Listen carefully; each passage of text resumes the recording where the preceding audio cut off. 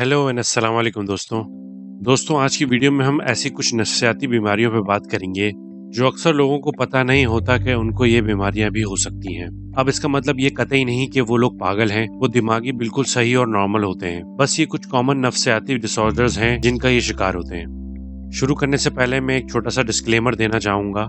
ना तो मैं प्रोफेशनल थेरेपिस्ट हूँ, ना मैं असली में कोई डॉक्टर हूँ। मैंने ये सारी इन्फॉर्मेशन एक ऑथेंटिक वेबसाइट है जो मैं डिस्क्रिप्शन में दे दूंगा, वहां से इकट्ठा की है और उस पर आज बात करूंगा।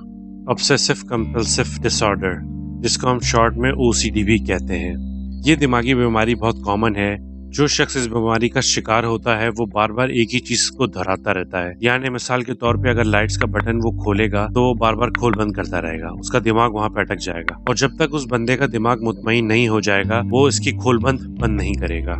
इसी तरह अगर यही बंदा हाथ धोएगा तो हाथ धोता रहेगा बहुत देर तक। ऐसे लोग जरासीम से बहुत डरते हैं और उनको लगता है कि अगर वो देर तक हाथ नहीं धोएंगे तो उनको जरासीम लग जाएंगे, जिससे वो बीमार हो जाएंगे। ऐसे ही लोगों को दरवाजे का लॉक का ख्याल बहुत होता है। वो भले लॉक करके आएंगे दरवाजा, लेकिन बार बार जाके चेक करेंगे कि मैंने सही तरह लॉक करा है कि नहीं। ये तो वो चीजें हो गई जो ये फिजिकली यानी जिस्मानी करते हैं। इसके अलावा इन लोगों को दूसरे लोगों के लिए बुरे ख्यालात भी आते हैं। जैसे अगर किसी को है और उसके दोस्त ने इसको छुरी पकड़ा दी कि जैसे ये सेब काट के दे दो, तो वो डर जाएगा और उसको लगेगा कहीं ये मैं छुरी अपने दोस्त को ना मार दूं। बहुत सी दफा ये लोग कोई भी चीज को एक तरीके से रखना चाहेंगे। जैसे कुशन है तो वो एक तरीके से रखेंगे, एक डिजाइन से, सिंपली नहीं रख सकते। और अगर जो सेंटर में है पिलो, वो सेंटर में ही रहेगा। अगर थोड़ा सा इधर उधर होगा तो इनको एंजाइटी अटैक्स और पैनिक अटैक्स आना शुरू हो जाएंगे।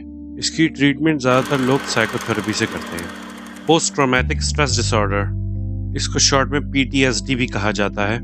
यह डिसऑर्डर ज्यादातर उन लोगों को होता है जिनके साथ कोई माजी में बुरा हादसा पेश आया हो, जिसके होने के बाद वो बहुत अरसे तक यता जिंदगी डरे रहते हैं और उनको बार बार गुस्सा आता है। ये बीमारी फौजियों में बहुत आम है और स्पेशली अमेरिकन फौजी। इन लोगों को रोजमर्रा के कामों में वही बुरा हादसा बार बार याद आता है और यहाँ तक कि वो जब सोते हैं रात में तो वही हादसा बार बार बुरा ख्वाब बन करके इनको रातों में जगाता है, जिसकी वजह से इनकी नींद पूरी नहीं होती क्योंकि वो बार बार इस ख्वाब की वजह से उठते रहते हैं और फिर अगले दिन काम में उनको मुश्किल होती है और वो कोई भी छोटी बात पे गुस्सा हो जाते हैं। ऐसे लोग बाहर घूमना भी बहुत कम कर देते हैं क्योंकि उनको लगता है कि अगर वो बाहर जाएंगे तो शायद कोई चीज उनको वो हादसा याद दिला दे।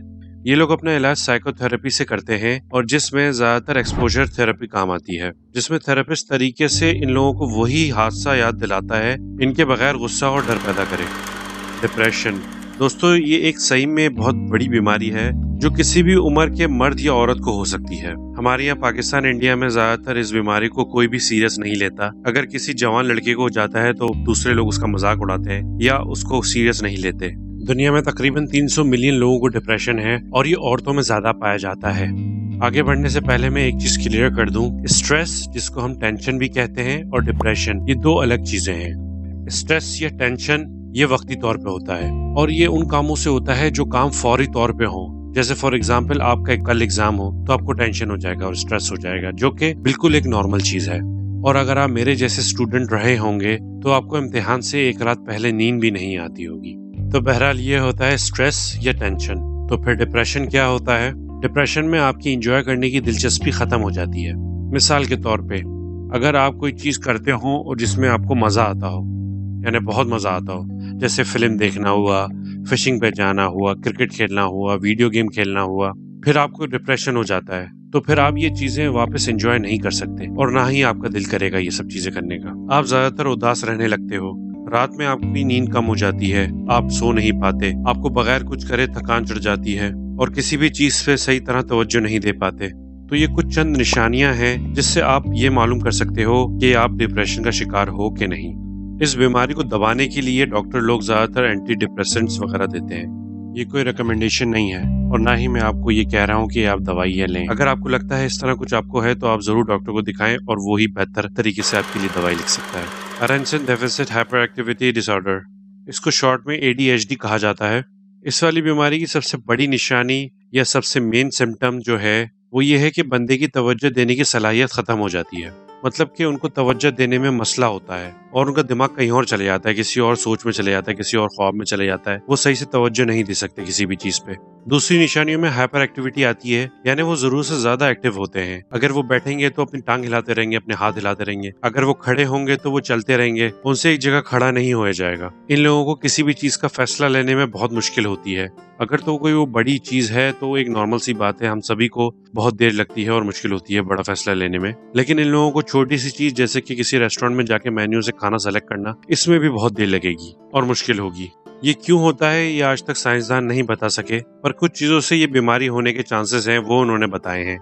जैसे कि प्रेगनेंसी में सिगरेट पीना, शराब पीना या ड्रग का इस्तेमाल करना, या फिर ये आपकी जीन्स में भी हो सकता है, या फिर आपकी पैदाइश के वक्त आपका वजन बहुत कम हो। इस बीमारी को जड़ से खत्म करना नामुमकिन सा है, लेकिन इसको दबाया जा सकता है मेडिकेशन से और साइकोथेरेपी से।